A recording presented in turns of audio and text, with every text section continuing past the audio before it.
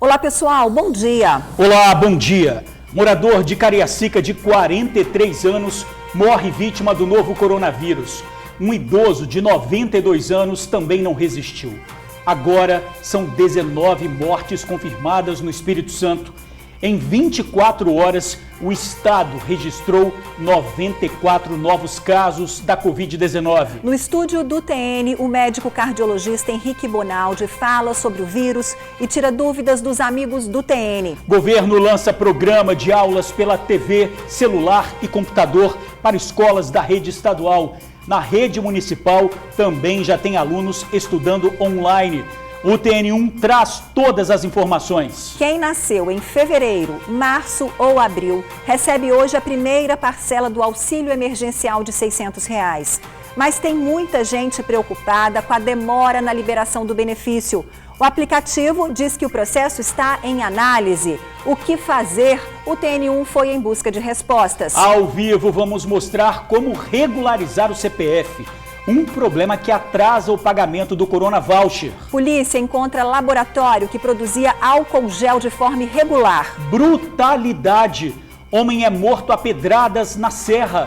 O criminoso lançou um bloco de 30 quilos e atingiu a cabeça da vítima. Está na cadeia jovem suspeito de incendiar ônibus na região de Porto Novo, em Cariacica. Bandidos aproveitam o sumiço do gás de cozinha para roubar botijas. Imagens mostram criminosos em busca de um comércio para arrombar. O TN1 te mostra como fazer uma teleconsulta com médicos do Hospital das Clínicas em Vitória. São oferecidas 5 especialidades, como infectologia e psiquiatria. E seguimos dando aquela força para os informais. Hoje, nos classificados do TN, tem venda de sacolés, salgados, bolos e muito mais. Se liga nos produtos dos nossos amigos. Gente honesta na luta do dia a dia.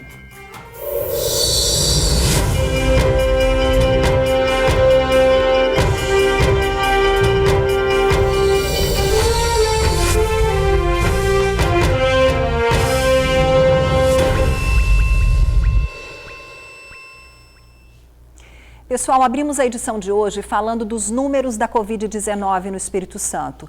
Já são 19 mortes confirmadas. Uma vítima de 43 anos morava em Cariacica e um idoso de 92 na Serra. Nós vamos para a Secretaria de Saúde do Espírito Santo. De lá fala ao vivo a repórter Bruna Maria. Olá, Bruna. Bom dia para você.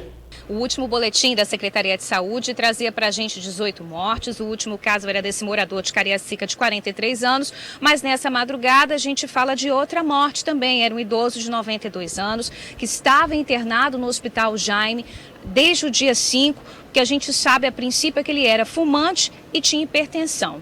Luiz Carlos Reblin, subsecretário de Saúde do Estado, vai falar para a gente dessas últimas mortes confirmadas. Reblin, mais uma vez, bom dia para o senhor. Bom dia. Nós tínhamos no boletim de ontem 18 óbitos confirmados. Nosso boletim ele é diário e às 13 horas a gente encerra a apuração dos óbitos. E o boletim de hoje vai trazer mais óbitos, infelizmente. É o momento, como nós anunciamos há algum tempo, que os casos aumentariam muito entre nós. Aumentando os casos se tornam graves e infelizmente mais pessoas vão a óbito. O perfil dessas vítimas aqui no estado tem se diversificado cada vez mais, Reblinha? A gente tem aí um homem de 43 anos e um idoso de 92. Então, o óbito normalmente na pessoa idosa é pela própria característica da idade. Quanto mais idoso, maior o risco de adoecer gravemente.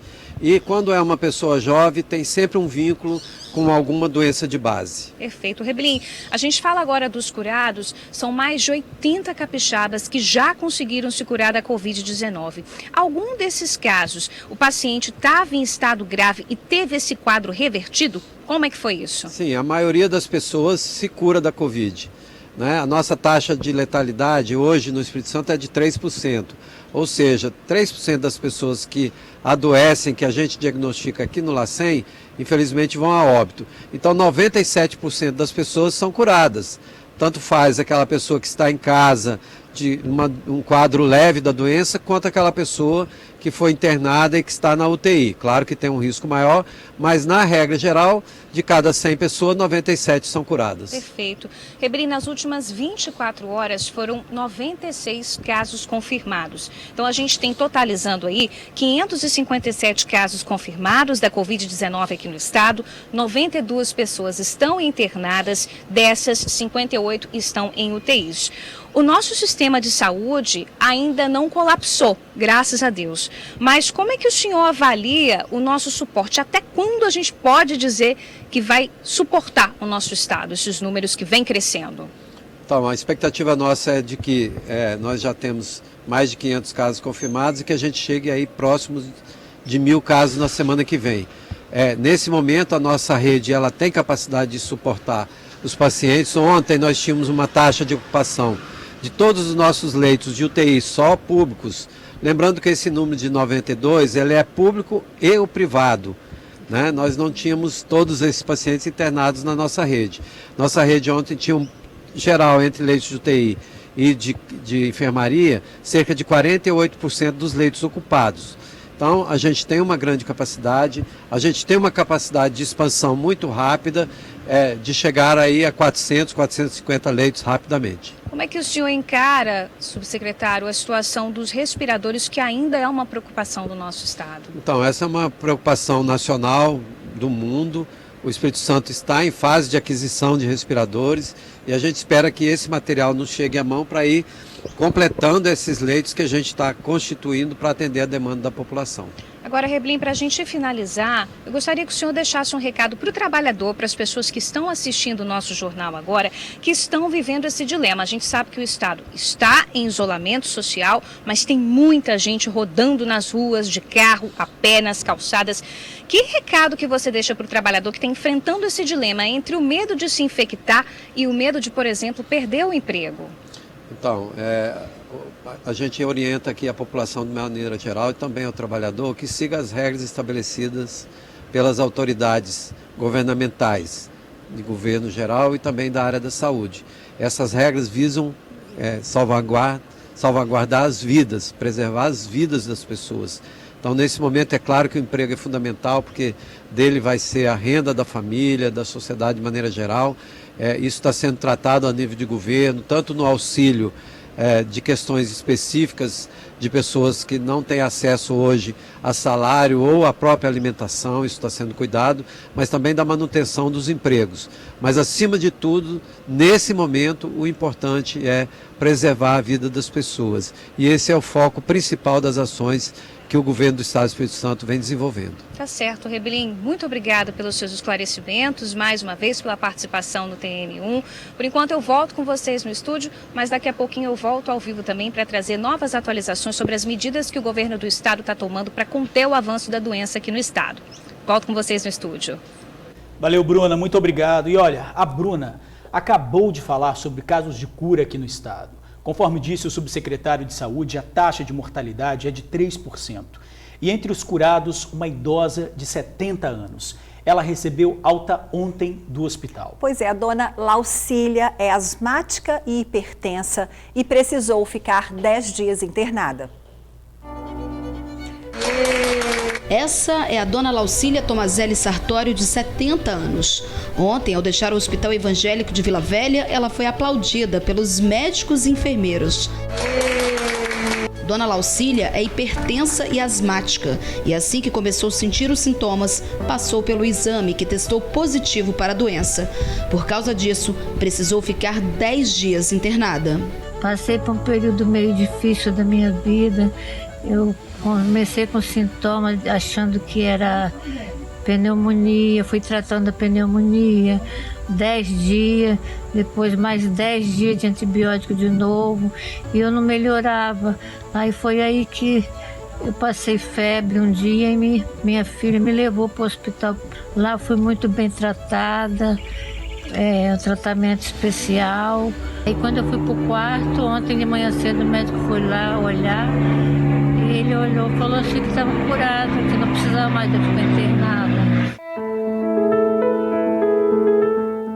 Assim que deixou o hospital, Dona Laucília foi direto para casa, onde permanece isolada no quarto. Essa é uma medida de prevenção, já que 2 filhas dela também estão com coronavírus. Outras 2 estão com sintomas, mas não precisaram ser hospitalizadas. Em casa, os cuidados agora estão redobrados. Dona Laucília disse estar feliz de voltar para casa e principalmente estar novamente com a família.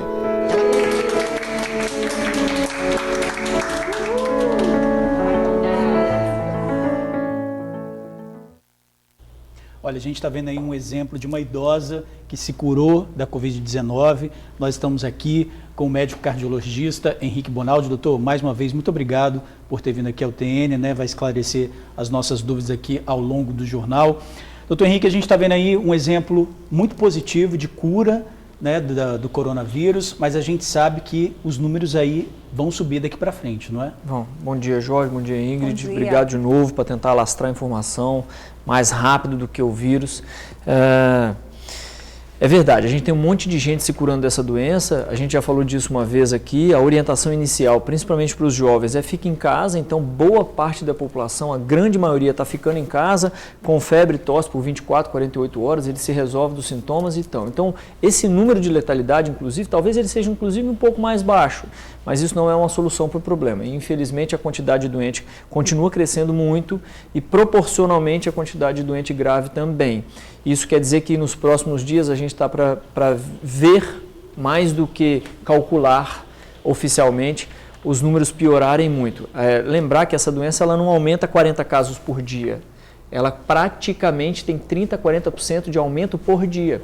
Então, se hoje, por exemplo, eu tiver 1.000 pacientes, amanhã eu não tenho 1.040, eu não tenho 1.050, eu provavelmente tenho 1.200, 1.400, 1.600.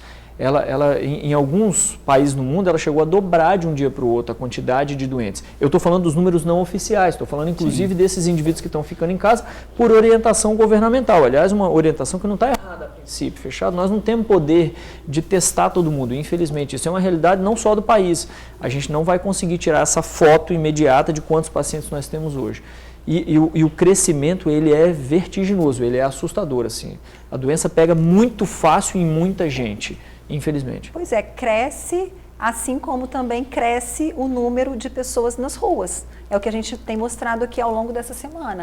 Quer dizer, o isolamento saiu de 70% para 40% no último dado. Justo. Ingrid, isso é um dado interessante, que assim, até mais ou menos 2 semanas atrás, nas revistas onde a gente na medicina está estudando, revistas técnicas, a gente não está passando informação que é a minha opinião. Essas revistas tinham só um dado, que é o seguinte: gente, fica em casa, ponto final. Era gente da área da saúde preocupada e falando assim, ó, só tem um jeito. Os países que controlaram a doença fizeram o tal do lockdown, fica em casa.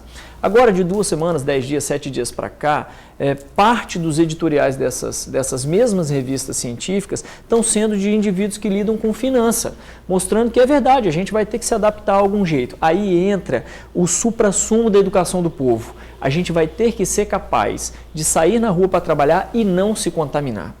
Se na época que nós fizemos o isolamento social nas 2 primeiras semanas, grandíssima parte da população ficou em casa, nós já temos reflexo essa semana, esses doentes que estão graves hoje, gente, eles ficaram doentes na quarentena que nós fizemos de 2 semanas atrás. Lembra? O doente só fica grave depois de 15 dias. Ele pega a doença hoje, ele vai ficar grave daqui a 15 dias. Então, quem a gente está vendo hoje, ele pegou durante a quarentena. Olha que fantástico. Agora nós vamos ter que ser capazes de sair de casa para trabalhar, isso é uma verdade, mas o nível de educação da população vai ter que ser tal que ele vai ter que obedecer 2, 3 metros de distância, uso de máscara, lavagem de mãos. Os estabelecimentos vão ter que reconhecer a necessidade de limpeza de superfícies, colocar à disposição do indivíduo lavagem de mãos. Ou é isso, ou nós vamos crescer vertiginosamente o número de doentes e não tem ventilador no mundo, quem dirá em Vitória. Mas o senhor está trazendo... É só importante o que o doutor Henrique está falando, porque eu acho que é o que vem na cabeça das pessoas. Essas pessoas que estão indo às ruas, que estão nas filas, muitas vezes assim, a gente não pode julgar, porque elas precisam de dinheiro, estão ali e tudo, mas elas imaginam assim, elas estão na fila, aglomeradas, não fizeram o que deveriam, vamos dizer assim, mas daqui a 2 dias ainda não apareceu nenhum sintoma. Nenhum. Então elas pensam, não, eu posso continuar indo porque eu estou bem, ou seja, nada aconteceu comigo. Só que elas esquecem que elas na rua hoje, daqui a 2 semanas é que podem aparecer os sintomas. E qual é o problema? É que ele ficou 2 semanas espalhando o vírus para todo mundo porque ele não sabia que ele estava doente. Esse é o problema da doença. Daí o descrédito de grande parte da população falar, imagina, esse trem não pega esse tanto, não é? Eu não conheço ninguém, calma, você vai conhecer alguém e não vai demorar muito. Muito provavelmente quem não conhece quem tem Covid vai conhecer em pelo menos 15, 21 dias, todo mundo vai conhecer alguém com Covid, infelizmente. Mas o senhor está trazendo uma informação nova que as revistas especializadas estão falando que então vai ser necessário fazer essa flexibilização, não é? E as pessoas precisam tomar esse cuidado. A gente sabe que o nosso governo federal, na figura do presidente, vem dizendo isso antes. Então, olha, o presidente já disse isso antes, ok, mas a gente sabe que não houve uma determinação, um protocolo dizendo como isso vai ser feito. Então, na opinião do senhor, é preciso que essas autoridades que estão falando vamos ter que ir para a rua para salvar a economia, façam então um protocolo único para ser feito nas cidades, ou com a ajuda dos governadores, dos prefeitos, nas cidades que têm menos casos, que isso seja feito pontualmente. Como isso poderia ser feito? Jorge, uma das primeiras vezes que a gente falou sobre isso aqui, foi uma preocupação nossa com uma senhora que estava vendendo no terminal de trânsito o bolo, e nós falamos sobre a situação financeira. Dessa vez para frente tem aumentado a dimensão de que a gente não vai conseguir ficar parado até 2021, 2022. Porque a curva da doença ela só abaixa depois que 50% da população pega. E essa população sendo morta, 1% desse povo todo que vai pegar a doença é muita gente. Então nós vamos ter que se adequar. Para isso, tem que existir um maestro que consiga lidar com saúde e finanças de uma forma correta. Mas, Jorge, ainda que a gente não tenha, está errado a população dizer que isso não está sendo avisado. Porque em todos os telejornais, em todo vínculo de internet que o cara tem um santo do indivíduo falando para a população assim, gente, 2 metros de distância, lavagem de mãos, só saia se for extremamente necessário. Se você puder, máscara de forma correta. Máscara, não fique em ambiente aglomerado. Então nós já temos um maestro mostrando que para quem precisa sair de casa, quais são os macetes para não pegar a doença. Quer dizer que o cara está inviolável, ele não vai pegar a doença? Não, não quer. Mas isso quer dizer uma redução enorme, haja visto a população hoje que trabalha dentro do hospital, que paramentados e tudo mais, ficam bem. Tanto é verdade que a paramentação é tão importante que tá aí um grande eixo de estrutura dessa doença, que é dar o tal do equipamento de proteção individual para o indivíduo que está trabalhando na área da saúde. Isso é extremamente necessário, porque senão ele passa não só de um doente para o outro, o Covid, como ele passa para casa. Essa educação extrema do indivíduo que está trabalhando na área da saúde, ela se reflete na população em geral. Quem está hoje andando na rua e não está obedecendo o que a gente está falando, o que os indivíduos que estão falando não é opinião própria, é o que ele está lendo, essa população, na verdade, não está precisando de maestro. A população está precisando escutar. Está entendendo? Depois que a gente escutar, eu concordo, o maestro é extremamente necessário, mas dá essa desculpa de que como eu não tenho ninguém me falando, eu não estou fazendo, isso é uma inverdade. Nós estamos o tempo inteiro falando na TV a respeito disso. Tá certo. Doutor Henrique, daqui a pouquinho a gente volta com o senhor.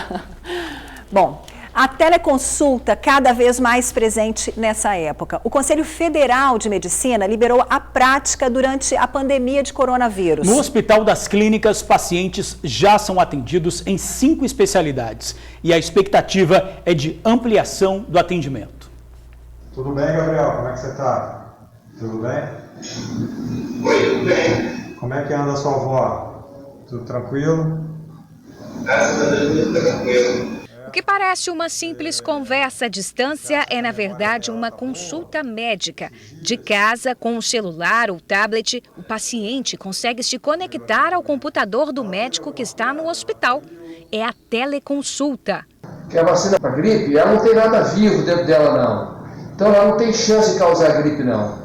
É porque você já ia ter alguma coisa parecida, independente da vacina, tá? A vacina não causa isso, não, tá? Bom? Com os atendimentos presenciais suspensos desde o dia 20 de março, o Hospital das Clínicas de Vitória, o CAM, é o único a oferecer o serviço no estado.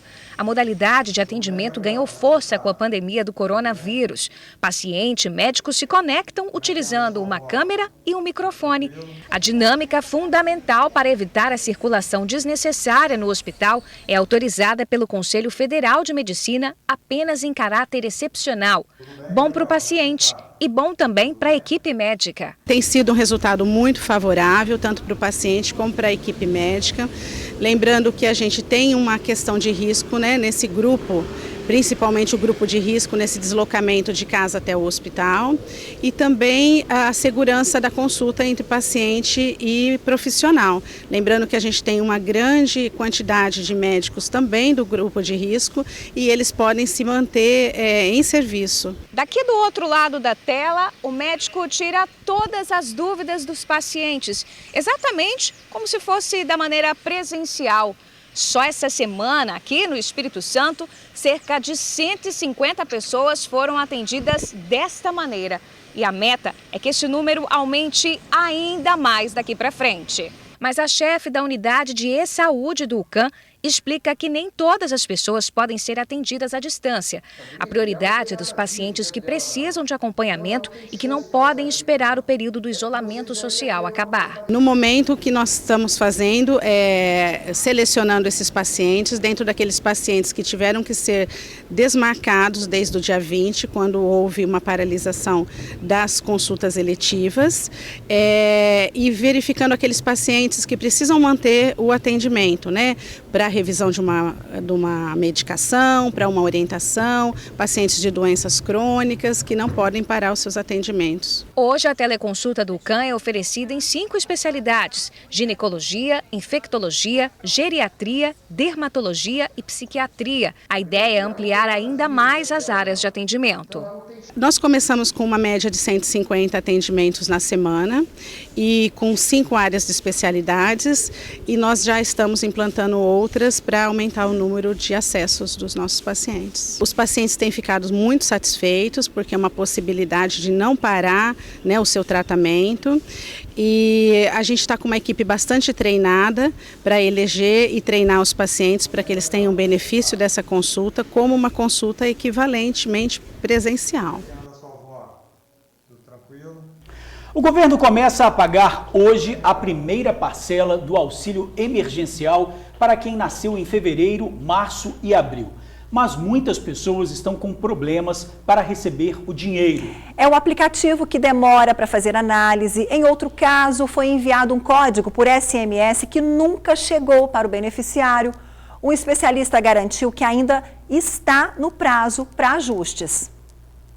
Hoje é o grande dia. O governo vai pagar nesta quarta-feira a primeira parcela do auxílio emergencial de R$ 600 para os nascidos em fevereiro, março ou abril que já estavam no cadastro único e não recebem Bolsa Família. Mas muita gente que fez o cadastro reclama que não está conseguindo receber o dinheiro porque o aplicativo diz que o processo está em análise. Esse é o dilema da Dênia, que mandou um vídeo para a gente explicando a situação. Tem mais de 8 dias que eu fiz o cadastramento para o auxílio do governo de R$ 600 e até hoje só aparece em análise. Não tem um retorno, pois estou precisando muito dessa ajuda, porque sou faxineira, trabalho 3 vezes na semana, mas com essa epidemia de coronavírus eu não estou indo trabalhar e ainda por cima estou com os sintomas de coronavírus. O Claudio Clay também está com a mesma dúvida. Acontece que eu solicitei o auxílio pelo aplicativo e tem 7 dias que eu estou no aguardo e sempre quando eu abro estão dizendo a mesma coisa, que está em análise. Eu queria ter uma resposta do governo, das autoridades aí, para saber se a gente vai ou não receber esse auxílio. Esse especialista em finanças afirma que não há atraso no cronograma. Hoje é o último dia útil depois do início do processo. Nós tivemos um feriadão no meio dessa contagem de tempo e com isso a gente está no 5º dia útil e a Caixa promete para hoje uma grande leva de liberações. E para o dia 16 já, muitos créditos em muitas contas. Inclusive o Bolsa Família começa a ser pago amanhã, já nesse valor dos R$ 600. Falando desse mesmo problema, teve gente que foi até a agência física para tentar entender o que está acontecendo. Olha, eu acho que foi terça-feira passada ou quarta-feira. Só que todo dia a gente entra no aplicativo e só em análise para guardar. Muito constrangedor, né? Porque é uma coisa que está acontecendo, esse vírus aí, a gente está parado, não é porque a gente quer, porque a gente é trabalhador. Eu, por exemplo, sou trabalhador informal. Agora, o Jean, que está desempregado, diz que o aplicativo mandou um código de verificação por SMS, mas ele não recebeu. E todas as vezes que eu tento entrar até aqui, uma mensagem diz que é para eu utilizar esse código, que ele ainda é válido. Porém, esse código não chegou. A previsão é de que o valor seja depositado na conta digital da Caixa. Em todo o país, mais de 1.600.000 pessoas devem receber o auxílio de R$ 600 ainda hoje. A conta digital, só lembrando, serve para quem não tinha conta na Caixa Econômica. Esse valor não poderá ser sacado, apenas movimentado, como, por exemplo, para pagar uma conta, boleto ou fazer uma transferência. Retirar o dinheiro em espécie só será autorizado a partir do dia 27 deste mês. Dessa forma, não é necessário ir até as agências da Caixa Econômica para isso. Você só vai gastar o seu tempo e correr risco de saúde por causa do coronavírus. Se o cadastro da pessoa ainda estiver em análise, não adianta ir para frente da Caixa Econômica, não vai resolver. Se já tiver aprovado, você tem a outra questão para verificar, tem conta ou não tem conta. Quem tem conta na Caixa e termina essa aprovação, consegue sacar o dinheiro. Mas quem não tem conta na Caixa, não adianta ir para a porta da agência, não tem como sacar. Vai para esse Caixa Tem. Consegue fazer transferência, consegue fazer pagamento. Muitas pessoas mandaram isso pra gente, caiu aqui, consegui pagar, caiu aqui, consegui transferir. Mas o cronograma para sacar fisicamente na porta da agência, ele vai começar só no dia 27, vai até dia 5 de maio.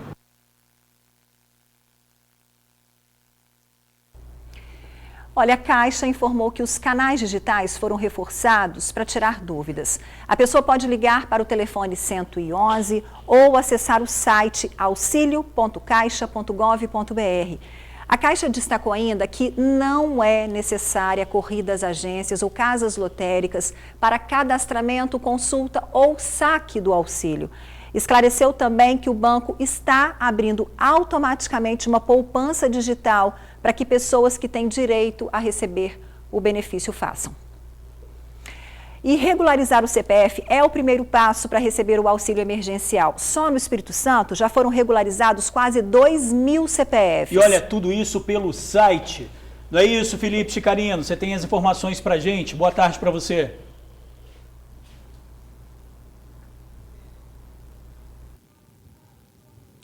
Oi, George, Ingrid, bom dia. Bom dia ou boa tarde? Deixa eu ver aqui. Boa tarde, já boa tarde a todos. Boa tarde ao nosso entrevistado, ao Ivon Pontes, que ele é delegado adjunto aqui da Receita Federal. É isso mesmo, George, o que está acontecendo? É muita gente, eu falo muita gente porque a própria Receita Federal ainda não tem esses números exatos, né? De quantos capixabas estão com problemas no título de eleitor, não, no CPF. É porque muitas dessas restrições tinham aí relação com a questão da justiça eleitoral, ou seja, você não foi votar, não justificou, não pagou a multa e você fica com o CPF com restrição. Mas a boa notícia é que essa galera, são mais de 11 milhões de pessoas, vão estar, pelo menos de forma temporária, durante a pandemia, com essa restrição suspensa. É isso, Ivon. Boa tarde.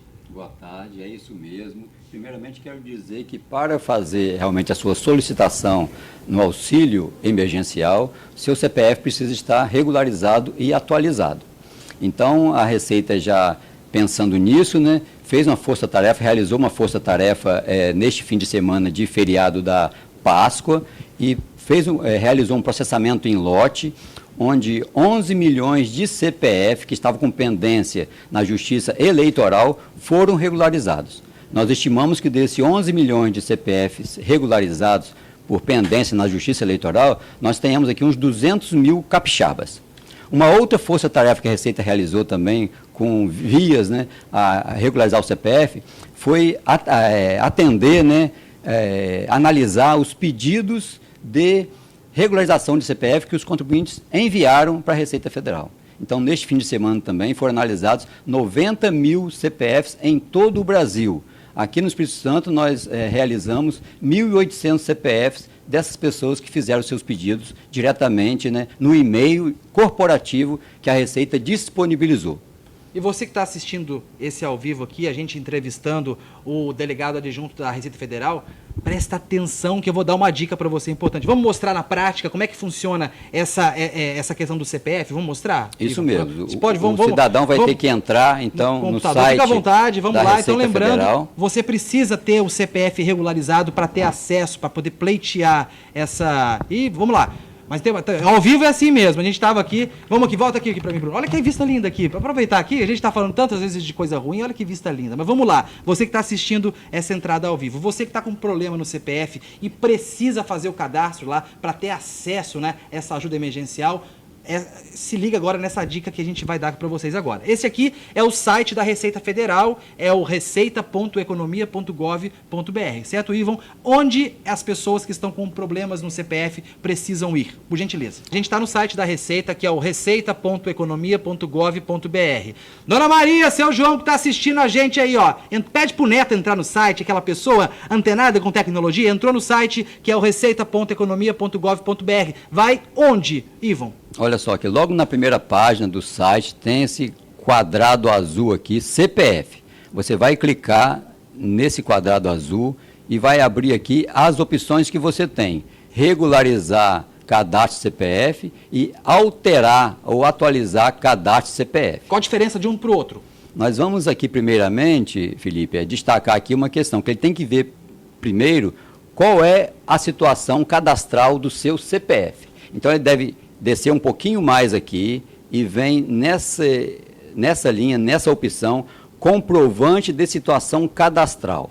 Porque dependendo da situação cadastral do CPF do cidadão, é que ele vai tomar atitude, se ele vai precisar regularizar o seu cadastro ou se ele vai alterar o seu cadastro. Então, quando ele clicar nisso aqui, vai abrir uma tela que vai solicitar a ele o CPF e vai solicitar a ele a data de nascimento.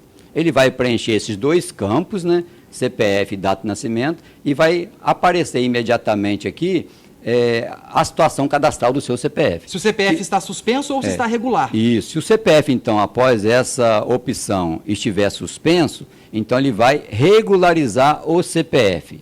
Se a situação estiver regular e ele ainda está com dificuldade lá, está dando divergência ao fazer a sua solicitação do auxílio emergencial, ele vai alterar o cadastro.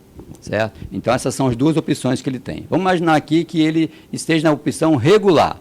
Então, ele vai alterar o cadastro CPF. Então, ele clicando aqui, vai ter as informações, quando que o CPF dele está desatualizado. Quando houve uma mudança de endereço, uma mudança de nome, ele está com problema no título eleitoral, quer corrigir alguma situação no cadastro dele, como endereço, por exemplo, ou nome principalmente, tá? Agora, então, logo aqui embaixo vai ter um link que vai abrir uma tela.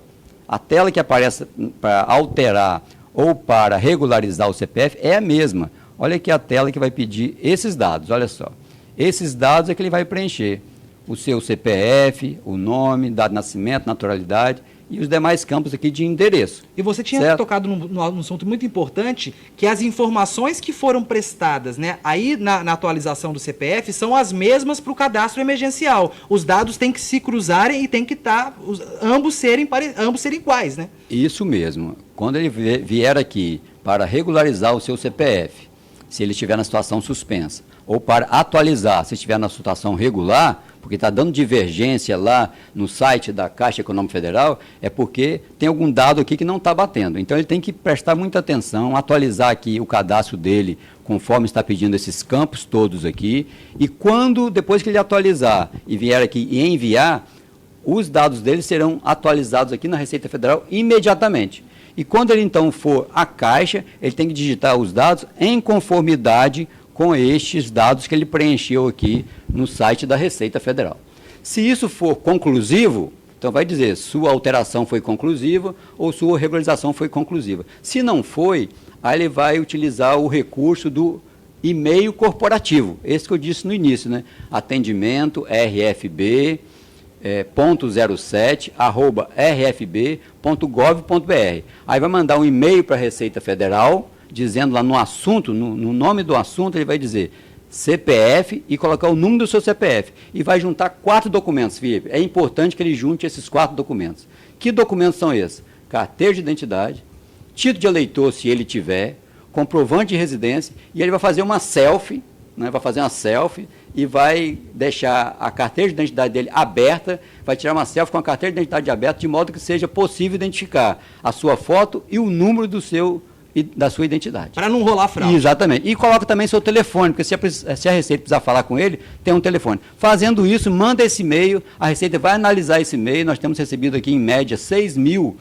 e-mails desses para ser analisado, a Receita está dando conta de analisar e ele depois vai receber a resposta no e-mail que ele mesmo enviou para a Receita Federal. Ô, Ivo, muito obrigado pelas informações aí didáticas aí, que nosso telespectador aí que está enrolado com o CPF possa regularizar, não só para pleitear, né, esse auxílio emergencial, mas ter o CPF em dia é bom porque você evita qualquer tipo de dor de cabeça. Ingrid, George, eu volto com vocês aí. Uma boa tarde a todos. Que nos mantenhamos firmes, fortes e saudáveis. Felipe. Valeu. E olha, Ingrid, tá quente, hein? Tá quente, não tá? Tá quente, não tá? Tá Dá para abafado. dar uma refrescada? Vamos dar uma refrescada? Vamos dar uma refrescada com classificado aí, ó. Quero ver. Olha só.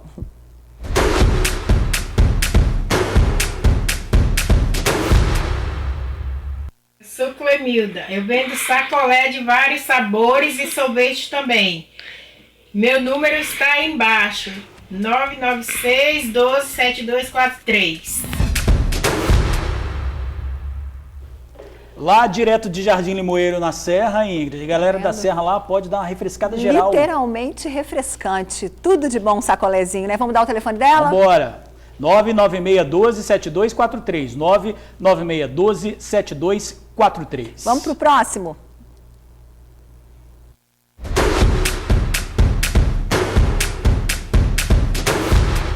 Eu sou Michel Barbalho, sou desenhista, faço retratos. As pessoas geralmente pedem esses desenhos para aniversários, datas especiais, como o Dia das Mães. Caso a pessoa queira fazer a foto das pessoas da família no Natal, presentes de casal para namorada ou para esposa, alguma pessoa próxima que alguém queira presentear, ou até dela mesma. Eu também faço de animais. Lembrando que é tudo desenhado à mão e a pessoa pode pedir no tamanho que ela quiser. Caso também ela já tenha uma moldura, pode me pedir nesse tamanho para ela colocar na moldura que ela tiver. Caso alguém tenha interesse e queira entrar em contato pelo WhatsApp, 27 988 78 69 62. Nossa, Jorge, que trabalho lindo! Super lindo. artista. Super Fez artista. até a Mona Lisa, você viu ali? Nossa, eu achei impecável, muito. Que presentão, hein? 98878-6962, 98878-6962. Amei. Gente, por causa da pandemia, o acesso à Central de Abastecimento do Estado, a CEASA, foi limitado. Só podem entrar pessoas cadastradas. E hoje cedo, quem chegava ao local mediu a temperatura e recebeu orientações. A barreira sanitária ajuda a controlar o fluxo de pessoas no local e a reduzir o risco de contaminação pela Covid-19. A barreira deve ser feita até o fim do mês. Só entra se o termômetro apontar que a temperatura corporal não está alta. Esta é a barreira sanitária colocada a partir de hoje nas portarias da CEASA em Campo Grande e Cariacica. A ferramenta já é usada desde o mês passado, nas divisas do Espírito Santo com o Rio de Janeiro, com Minas Gerais e Bahia. Fundamental para garantir o funcionamento desse que é um serviço essencial de abastecimento de alimentos para todas as famílias do Espírito Santo. Essa ação ela é educativa inicialmente e restritiva no segundo momento, onde as pessoas percebem a importância de se protegerem usando máscara, de aferir a temperatura, de não vir para onde não tem necessidade. A medida é necessária, já que uma parte considerável dos produtos alimentícios que vai para o nosso prato chega e sai por aqui. E as pessoas que trabalham na CEASA precisam estar saudáveis. A gente passa um álcool em gel, lava as mãos, não fica assim, as pessoas vinham para comprar, talvez você cumprimentava, você já não cumprimenta mais, dá uma certa distância um do outro. Diariamente circulam aqui pela CEASA cerca de 7 mil pessoas. Esta movimentação teve uma queda no início do isolamento social de 40%. Só que agora, aos poucos, esta movimentação vem voltando ao normal. A novidade aqui, além da barreira sanitária, é de que a partir da próxima semana só vai poder circular aqui dentro da CEASA quem tiver feito o cadastro e estiver com carteirinha. Essa é uma boa maneira da gente regular quem está aqui, né? É possível que a gente continue com ela, mas ela vai ser utilizada essencialmente nesse momento de maior risco de contágio, restringindo com isso o acesso de pessoas que não têm relação com o mercado. A Stephanie vende chup-chup e empadinha na Ceasa. A carteirinha dela já está no pescoço. Eu fui logo correr para fazer. Porque senão não dá para trabalhar. Não dá para entrar mais na Ceasa. A barreira sanitária conta com representantes do Estado e do município, inclusive das áreas sociais, que vão prestar um atendimento para as pessoas vulneráveis que vêm até a Ceasa para ter acesso a resto de alimentos. E agora, isso não vai ser mais possível. Essas pessoas devem e estão sendo orientadas, inclusive cadastradas ali pelas pessoas da assistência social, a procurar esse serviço que já fazem esse atendimento. O município de Cariacica já tem esse serviço, o Estado já tem esse serviço, os outros municípios da Grande Vitória têm esse serviço. Então é canalizar para limitar o número de pessoas aqui dentro, evitando aglomerações maiores do que já são necessárias de acontecer e protegendo assim a saúde daqueles que são essenciais a garantir o abastecimento de alimento nas famílias do Espírito Santo. E olha, as pessoas que fazem parte do grupo de risco, como aquelas acima dos 60 anos, estão proibidas de frequentar a Ceasa. A Ceasa também reforçou a importância de usar os equipamentos de proteção individual, além das regras de higiene. Várias pias com sabão foram instaladas no local.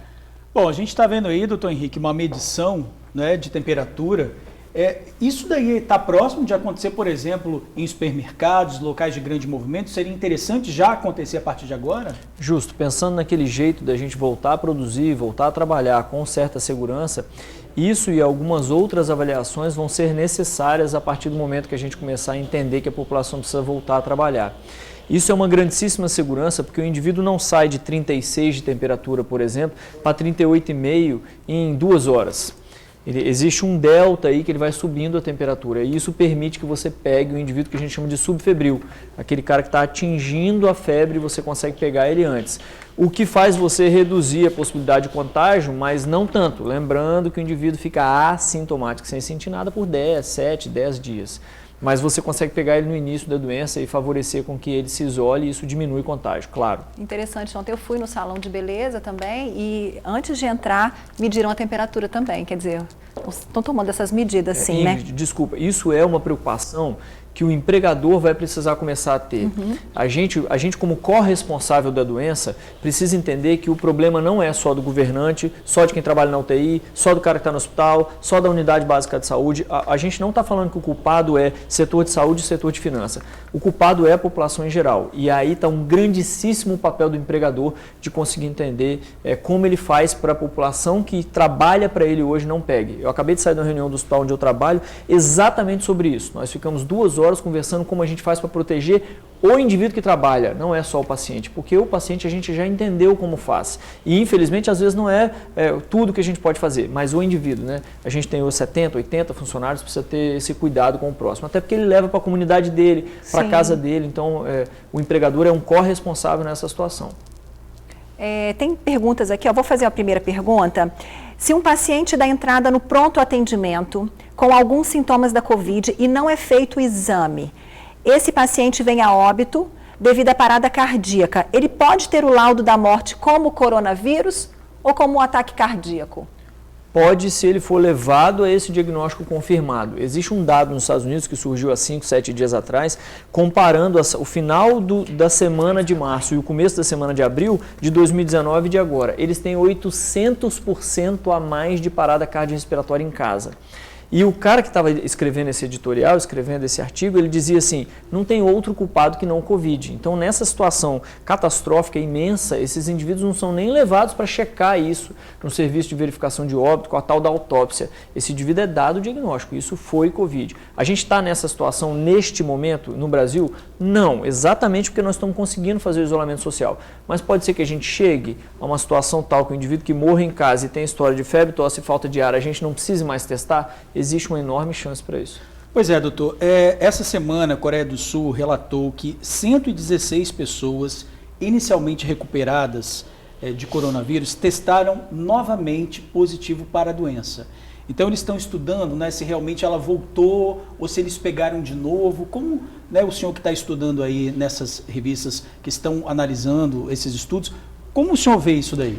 Jorge, não tem uma explicação única, é tudo na base teórica do que isso pode ter acontecido. Esses indivíduos já passam de mais ou menos 150 indivíduos. Primeiro, para a população em geral, precisa ficar claro que assim, é muito pouco, né? Nós estamos para lá de milhões de indivíduos infectados e a gente tem 150 pessoas dessa forma.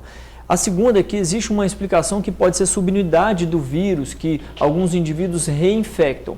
O fato é que nenhuma dessas reinfecções estão ditas como mais graves, piores, ou que o indivíduo venha a falecer por conta delas, mais do que a primeira chance, fechado? Então, ainda que a gente esteja diante de um vírus capaz de fazer reinfecção, ele não é um segundo vírus, até agora nós não temos essa notícia, é o mesmo vírus e essa infecção não está vindo mais grave. Então, ainda que aconteça, a gente está muito sossegado. É um número baixíssimo de casos e não parece ser mais grave. Porque tem até a questão do anticorpo, né, também, né? Se você pega uma vez, você acaba desenvolvendo anticorpo para isso, né? Só para lembrar, na dengue, por exemplo, a gente tem 4 tipos de vírus de dengue. Então, a gente chama de D1 a DEN4. Esse indivíduo pode pegar dengue 4 vezes, ele não pega a 5ª vez. Nesse vírus, como ele é muito novo, nós estamos falando de 3 meses de vírus, diferente da dengue que tem anos, a gente está conseguindo entender o que está acontecendo agora. E parece ser subunidade do vírus. Parece que o vírus é capaz de gerar infecção e ficar como se fosse dormindo e quieto uma das subunidades e ele volta a fazer infecção. Mas qual é a sorte? A quantidade de doente é muito pequena e não parece ser um quadro mais grave. Nossa, que situação, hein? Que vírus infernal esse, né? Não é? Vamos para mais uma pergunta aqui, ó. Meu pai, de 57 anos, ou seja, não chegou aos 60, tem diabetes, rinite e é vigilante.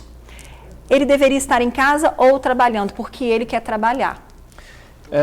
A gente vai voltar no assunto economia versus saúde, que na minha opinião não tem que ser uma queda de braço em que alguém vai vencer. Nós temos que nos unir contra um outro oponente chamado vírus Covid. Nessa situação em que ele tem que trabalhar e é necessário que ele trabalhe, ele vai favorecer-se fazendo todas as medidas, 2 metros de distância, o uso de máscara, lavagem de mãos, e ele vai conseguir trabalhar. Ele e um monte de gente que é fator de risco mesmo não tendo 65 anos. Haja visto a quantidade de mortalidade que o Estado teve em indivíduos mais novos e que tinham obesidade, hipertensão. Tem que trabalhar, tem que sair para trabalhar e nós vamos viver essa realidade no mundo. Tem um editorial agora que saiu numa grande revista dizendo que esse isolamento intermitente, ele dura até 2022. Gente programando para... Não tem outro jeito, porque vacina para isso é muito difícil, para esse tipo de vírus. É um vírus muito semelhante ao do HIV, gente. A gente não tem vacina para o HIV. Então, a chance de vacina é muito pequena. Tomara que exista, eu também estou torcendo para isso. Mas existe já a preocupação da gente viver isso por mais de ano. Então, nessa necessidade de locomoção por conta do trabalho, vamos obedecer às normas. É a sua única segurança obedecer às normas. Ok, doutor Henrique, daqui a pouquinho a gente volta a falar com o senhor, porque olha, o governador Renato Casagrande anunciou ontem o programa especial aí para estudantes de aulas pela TV, celular e computador para alunos da rede estadual de ensino. A repórter Bruna Maria tem as informações. Bruna, voltamos com você ao vivo.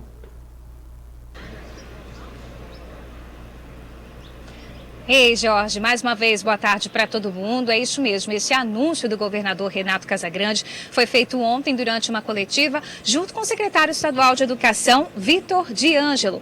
Mais de 20 mil alunos da rede estadual de ensino vão poder ter aulas pela televisão e também pela internet. Na televisão, esses conteúdos escolares vão ser transmitidos por meio de canais abertos. Anota aí quais são esses canais. São 8.2, 8.3 e 8.4 da sua televisão. Se você procurar e não encontrar, não se preocupa não, dá uma atualizada na sua grade que eles vão aparecer aí para você. Além da televisão, esse conteúdo também vai ser disponibilizado no YouTube. E a gente lembra que não vai ser preciso ter internet para ter acesso a esse conteúdo no YouTube.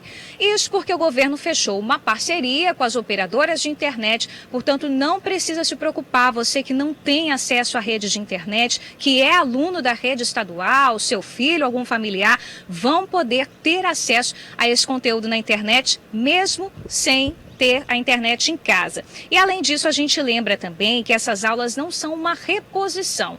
É só uma maneira que, por enquanto, o Estado encontrou de fazer com que o aluno não fique tão distante assim desse conteúdo, tão afastado dos estudos. Vamos conferir a fala do governador Renato Casagrande.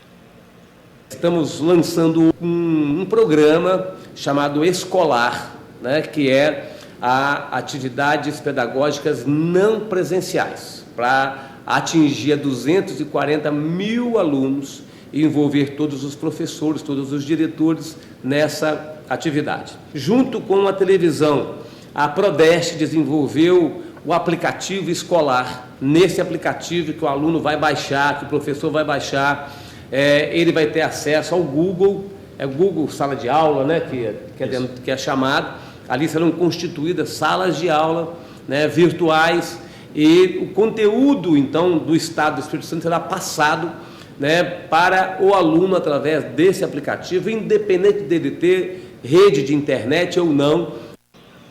Pois é, a gente relembra também que alguns municípios aqui do estado já estão disponibilizando aulas online também.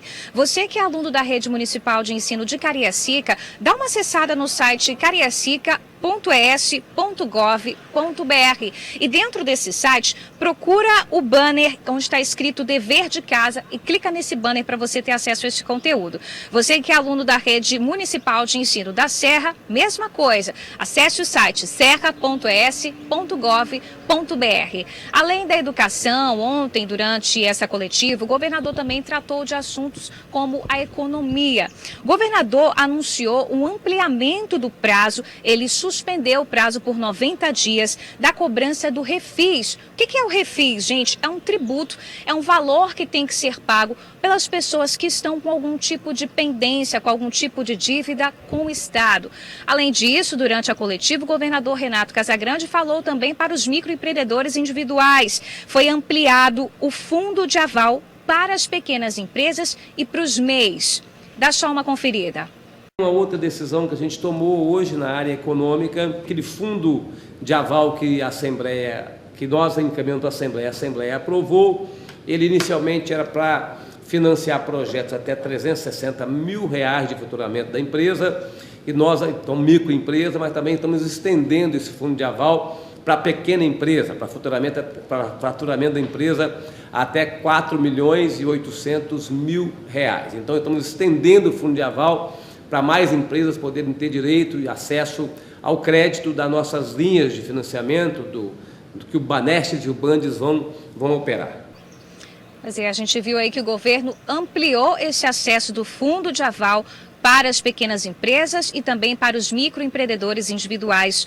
Outro assunto tratado também durante a coletiva de ontem foram os respiradores, que ainda é uma preocupação aqui do Estado. Casagrande afirmou que entrou em contato com o ministro da Saúde, Mandetta, e fez o pedido aí de pelo menos 300 aparelhos respiradores para o Estado. Dá só uma olhada. Nosso problema, por enquanto, ainda está preso a respiradores. Nós não estamos conseguindo comprar respiradores, ponto. Nós estamos mesmo. Todas as tentativas que fizemos nesses últimos dias frustraram. Nós estamos com todo esse cuidado do isolamento social, porque nós não temos respiradores para todo mundo. Nós não fabricamos respiradores e, infelizmente, estamos dependendo de respiradores de fora do país. O país não fabrica respiradores. Nós ficamos muito dependentes de outros países e chega uma hora dessa, a gente aumenta muito a nossa dependência e colocamos a população brasileira em risco. Mas essa é a realidade e o que a gente tem que pedir é que as pessoas possam manter o distanciamento social, as pessoas do grupo de risco se recolham e a gente não promova nenhuma aglomeração de pessoas. É isso que a gente pede e até implora para que as pessoas possam seguir essas recomendações que não são minhas, são recomendações de todos os profissionais de saúde do mundo todo.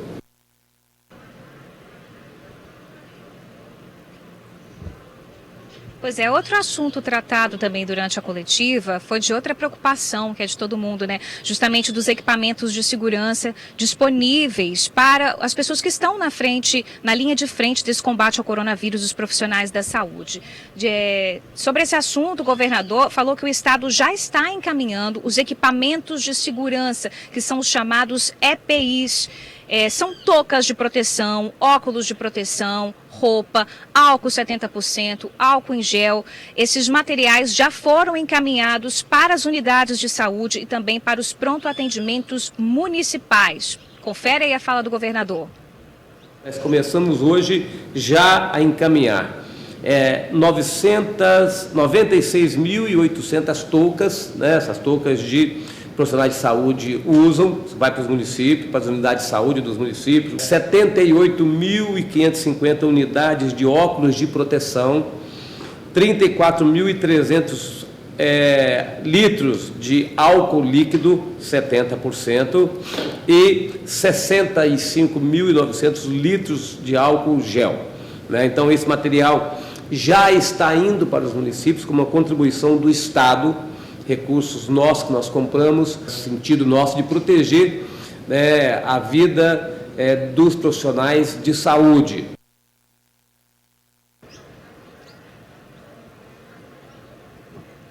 Pois é, a gente conferiu então, essas foram as últimas atualizações sobre as medidas que estão sendo tomadas pelo governo do estado para conter e controlar esse avanço do coronavírus aqui no Espírito Santo. Ingrid, Georgia, eu volto com vocês. Obrigada, Bruna. Tá linda de rosa, viu? Obrigada. E olha, a polícia fechou um laboratório irregular de produção de álcool gel. O local não tinha alvarás nem licenças e também foi interditado pelo Corpo de Bombeiros. Durante a fiscalização, foram observados gases na área de descarte, o que é perigoso, porque aumenta o risco de incêndio ou explosão. O laboratório funcionava numa área residencial. Uma pessoa foi presa e encaminhada para o Centro de Triagem de Viana. E a polícia prendeu um jovem acusado de tráfico e assassinato na região de Porto Novo, em Cariacica. Olha, essa semana um ônibus foi incendiado na região.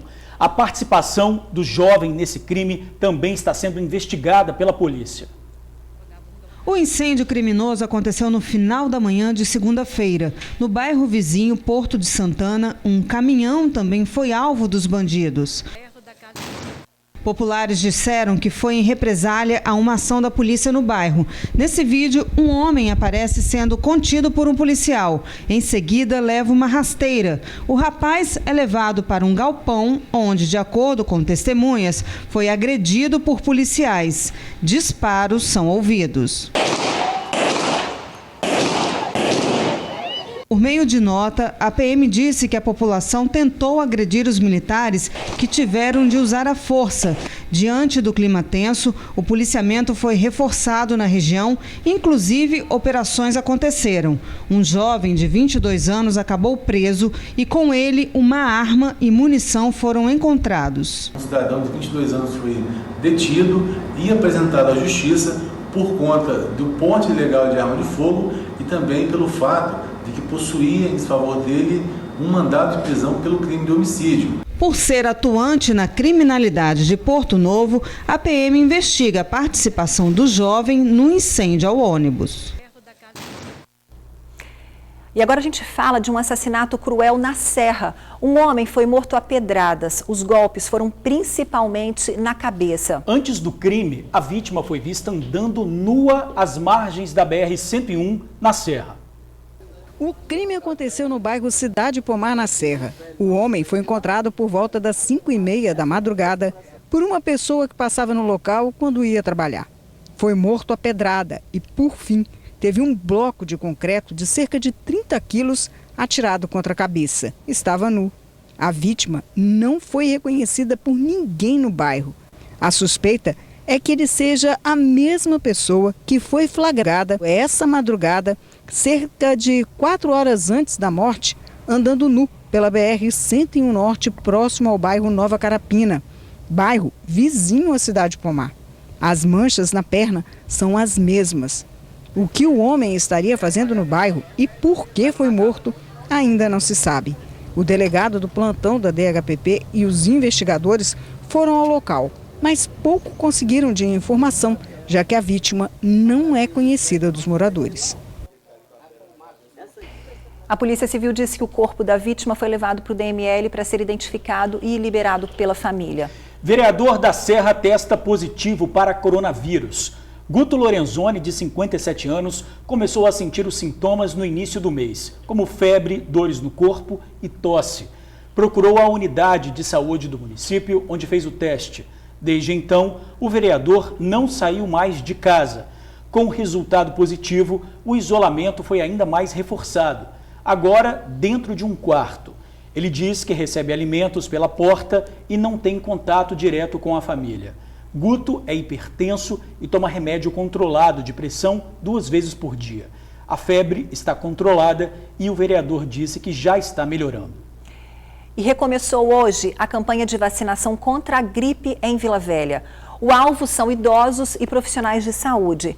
99% da população idosa já foi vacinada e 89% de trabalhadores da saúde. São mais de 55 mil pessoas.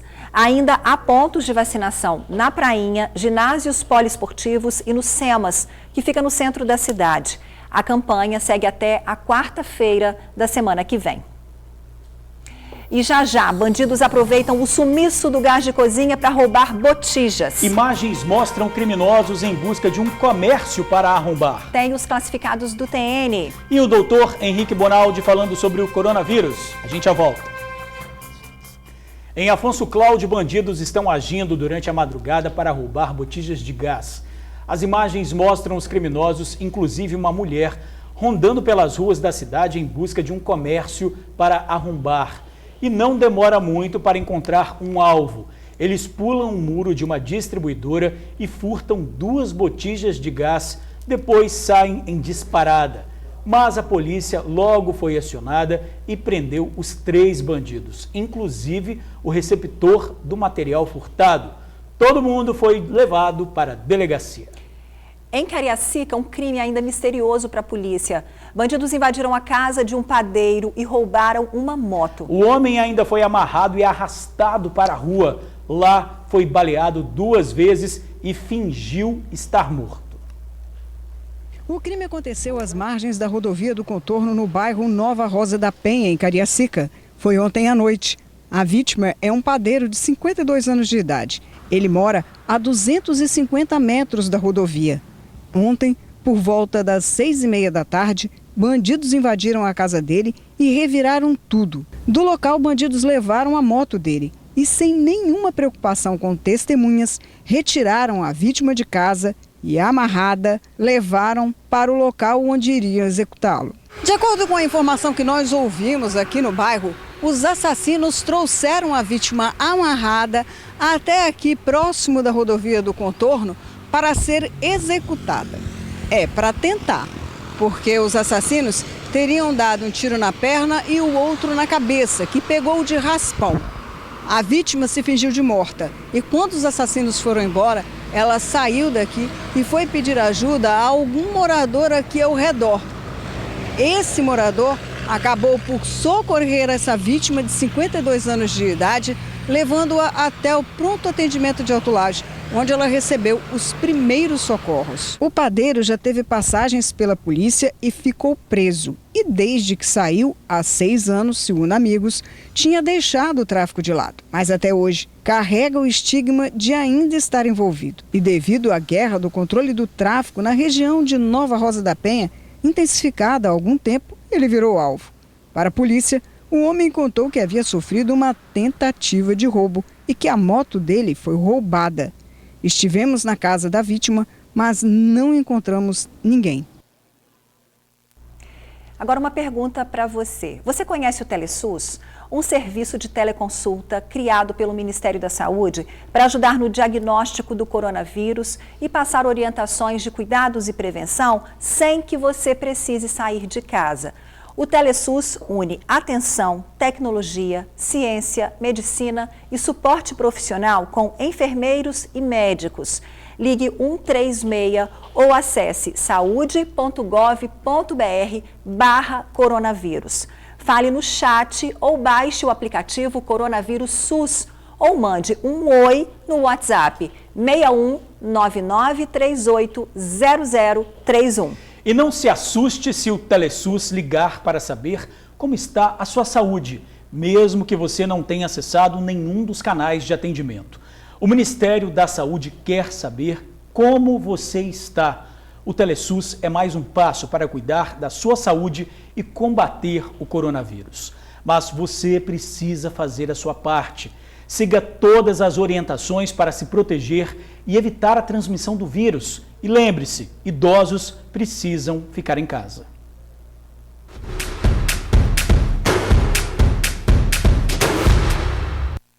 Boa tarde para todos. Meu nome é Deis, sou salgadeira, estou no momento desempregada, aí eu faço salgado para fora.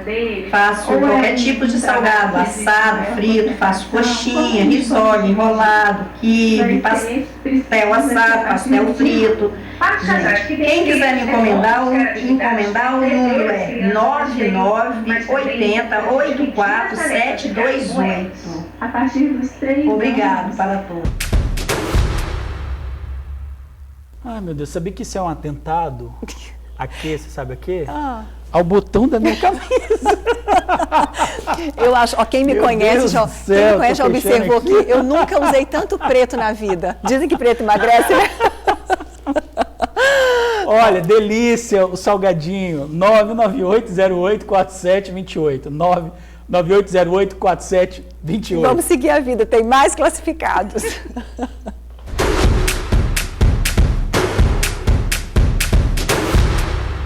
Olá, amigos do Tribuna Notícia. Gostaria de deixar aqui, apresentar o meu trabalho.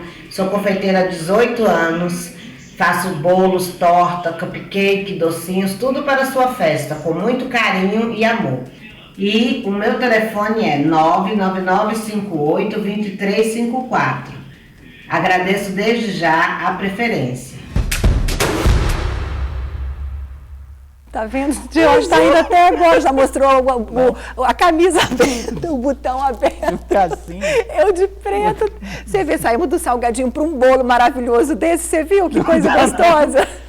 Mas é tudo de alta qualidade. Super. Nós temos que ser garoto propaganda e esse bolo tá lindo, com certeza tá maravilhoso, né, Ingrid? Com certeza, irresistível, gente. E o telefone, Ingrid Schwartz? 99958-2354, 99958-2354.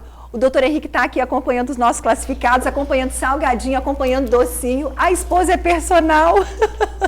Ela deve estar assim, meu Deus do céu, vamos comer, mas vamos treinar, E né? vamos lembrar, o pessoal de casa que quiser mandar pra gente, 99792-2530, 99792-2530, mande o seu vídeo vendendo o seu produto aí, que a gente vai divulgar aqui, tudo de graça, tá bom, pessoal? Bom, isso aí, o doutor Henrique está aqui acompanhando, né, os doces, os salgados, a esposa é personal, como eu disse. Não vai puxar nossa orelha aqui, né? Cardiologista, tem que ter um equilíbrio, né, doutor? Tem que ter. É uma doença que determinou novos hábitos. Novos hábitos, infelizmente, que a gente precisa ficar em casa. Para quem consegue sair ou tem necessidade de sair, precisa ter novos hábitos. A gente precisa ter o hábito de não mais polarizar esse tipo de discussão.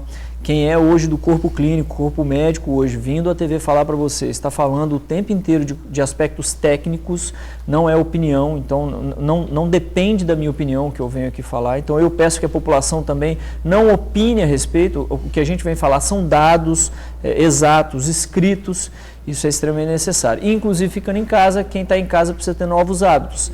Lá em casa, por exemplo, são novos hábitos, tanto alimentares quanto de atividade física, para que a gente suporte a doença quando ela chegar para nós. Eu não conto com não pegar a doença.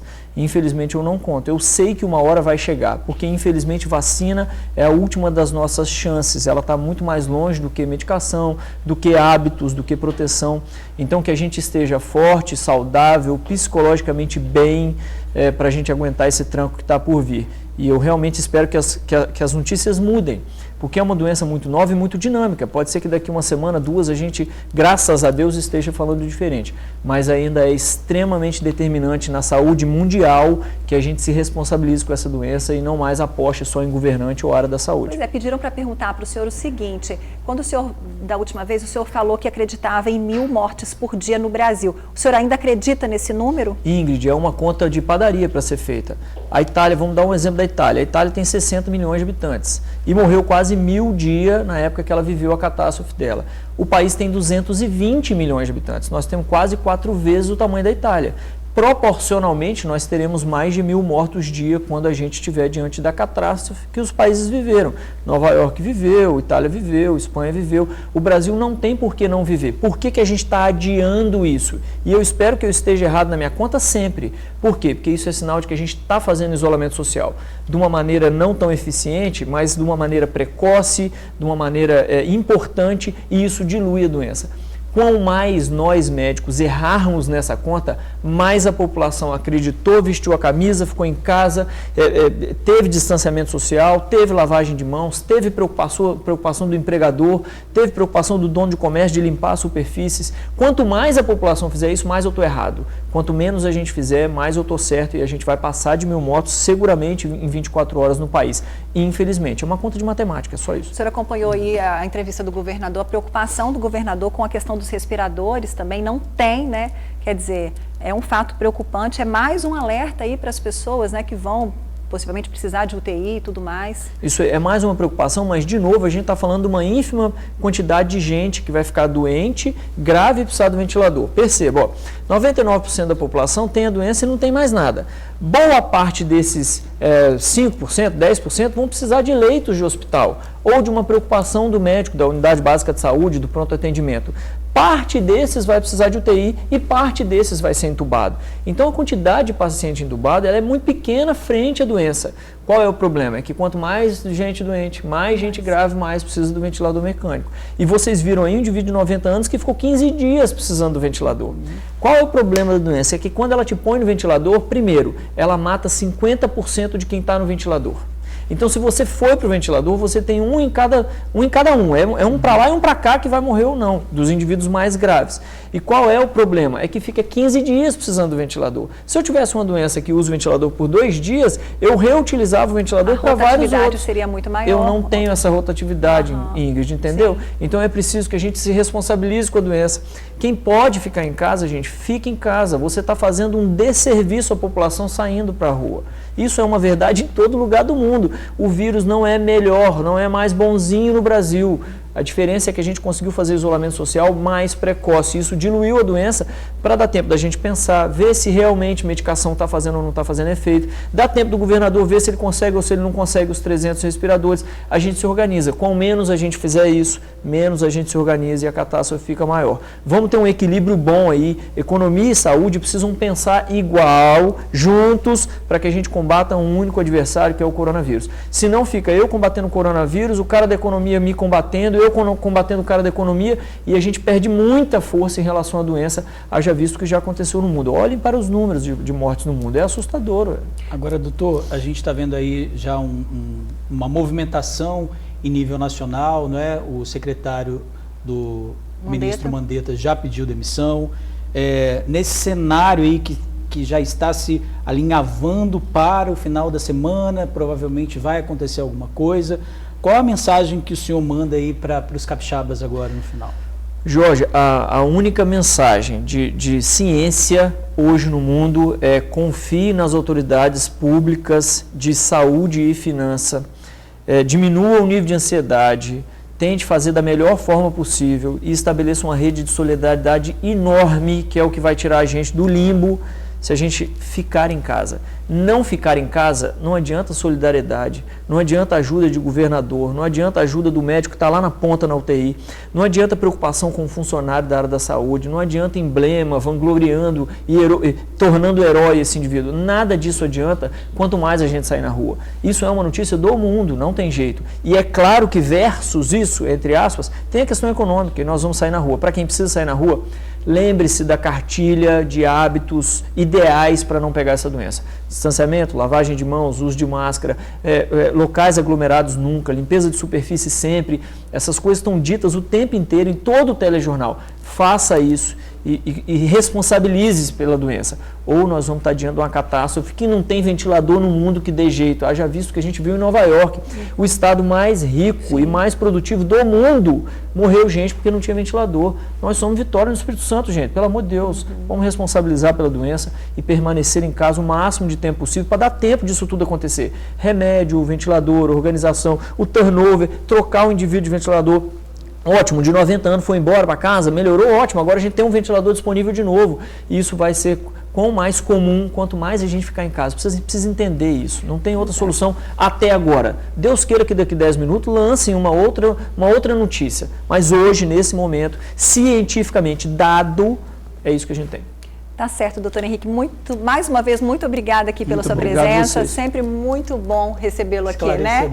Esclarecedor. E peça a sua esposa personal trainer para mandar um programinha pra gente fazer exercício em casa. Tem que fechar a boca, né? Não é também, né, George? Hoje mesmo nós ganhamos de uma fã, né? O ovo de Páscoa atrasado, eu com um, George com outro. Ainda bem que eu não gosto muito de doce.